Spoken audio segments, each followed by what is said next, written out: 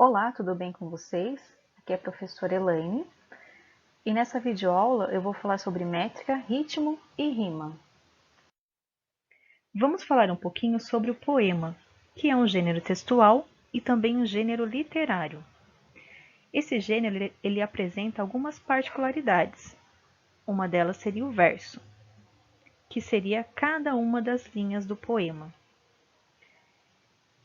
E depois temos a estrofe, que é uma parte do poema construída por um agrupamento de versos.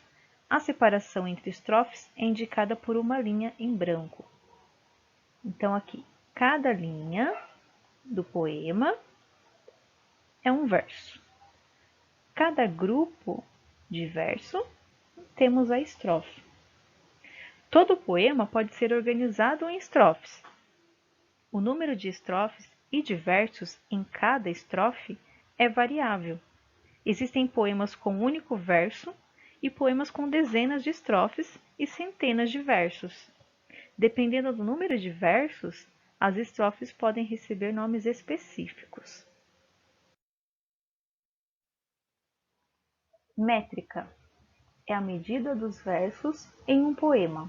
A prática da contagem de cada verso chama-se metrificação e a contagem das sílabas poéticas é chamada de escansão. Mas o que é escansão? Escansão vem do verbo escandir, é a técnica de decompor o verso, para verificar sua métrica. Então, a métrica é a medida dos versos, isto é, o número de sílabas poéticas de cada verso. Para saber o número de sílabas poéticas de um verso, é necessário fazer a escansão dele. Então, como fazer a escansão para saber o número de sílabas poéticas de um verso? Primeiro, contam-se as sílabas até a última tônica. Assim, se o verso termina com a palavra paroxítona ou proparoxítona, sobram respectivamente uma ou duas sílabas finais, que não entram na contagem. Segundo, considera-se sempre a pronúncia, nunca a grafia das sílabas. Assim, a vogal final de uma palavra pode unir-se à vogal inicial da palavra seguinte, em uma única sílaba, como normalmente ocorre em nossa pronúncia. Com base nessas regras, podemos deduzir que as sílabas métricas não coincidem com as sílabas gramaticais. Vamos agora para um exemplo de divisão silábica gramatical e divisão silábica poética. Lembrando que, para se fazer a escansão, utilizamos a divisão silábica poética. Primeiro vamos analisar a divisão silábica gramatical. Nesse primeiro verso, fala-se assim: a bela acordara. Vamos fazer a divisão. A, bela, acordara. 7 sílabas. Segundo verso, Formosa se erguia. Formosa se erguia. 7 sílabas. E assim você vai contando os outros versos. Para a divisão silábica poética, você pode observar aqui que temos 5 sílabas, enquanto na gramatical temos 7. Por que isso acontece? Vamos então lembrar da primeira regra. Conta-se as sílabas até a última tônica. Então, o que é a última sílaba tônica? A sílaba mais forte. Então, pega a última palavra, acordara. Qual que é a sílaba mais forte de acordara? Acordara, o dá. Então, o rá a gente descarta. Para a segunda regra, considera-se a pronúncia, nunca a grafia das sílabas. Então, vamos separá-las pela pronúncia. A, be, lá, cor, dá. Por que esse LA contou-se junto? Note que na hora da pronúncia, ele sai junto. Ó. A bela acordara, a bela acordara. Por que então que se juntou? Junta-se essa vogal A de acordara com o Lá. Essa vogal, ela é átona. Assim ocorre uma fusão fonética entre as sílabas lá e a, que dessa forma equivale a uma única sílaba poética. Então vamos fazer a mesma coisa agora com o segundo verso. Vamos primeiro contar até a última sílaba mais forte. Então pega a última palavra, erguia. Vamos contar até o gui. Então o a gente descarta. Ergui, a. O a descartamos. Foneticamente, formosa serguia, formosa serguia. Note que essas duas sílabas se juntam também porque há essa fusão. Vamos contar então? Formosa sergui. 5 sílabas. Vamos para o próximo. Lavar seus cabelos. Cabelos. O los é mais fraco, vamos descartar, vamos contar até o b. Lavar seus cabelos. 5 sílabas.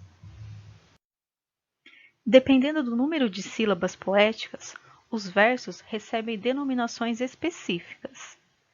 As mais comuns são com 5 sílabas, redondilha menor, com 7 sílabas, redondilha maior, e com 10 sílabas, os famosos versos decassílabos. Assim como a música, os versos de um poema também apresentam ritmo. O ritmo dos versos é construído pela alternância de sílabas acentuadas e não acentuadas, isto é, pronunciadas com maior e com menor intensidade. A tonicidade nas sílabas poéticas nem sempre é a mesma que nas sílabas gramaticais. Observe aqui então. A tonicidade desses versos recai sempre na segunda e na quinta sílaba. Segunda e quinta. Como é próprio da redondilha menor. No verso vai na fonte fria, a palavra na constitui uma sílaba tônica, enquanto gramaticalmente é considerada átona.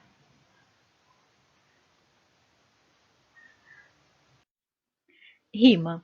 A rima consiste na semelhança sonora entre palavras.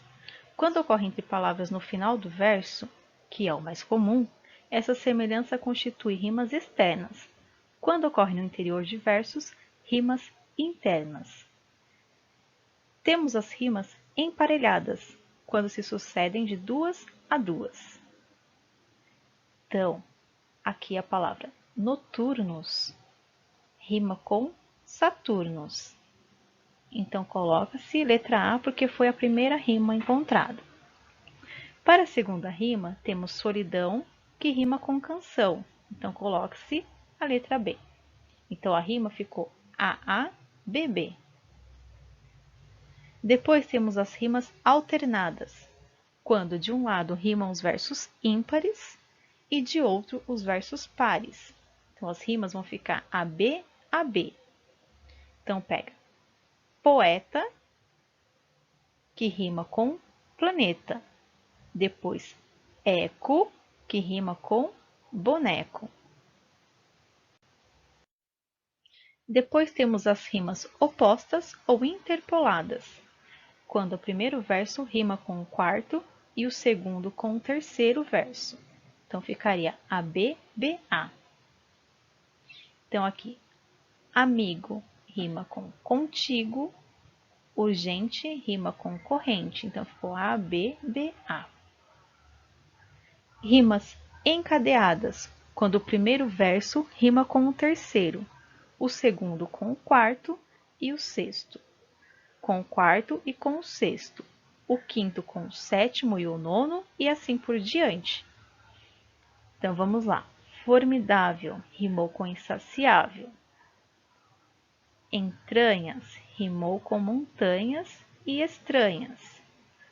Abismo com despotismo e egoísmo, e assim sucessivamente. Embora seja um importante recurso sonoro, as rimas não são obrigatórias, principalmente na poesia moderna. Então, resumindo, hoje falamos sobre verso, estrofe, métrica, ritmo e rima. Aqui estão as referências. Espero que vocês tenham gostado. Até mais!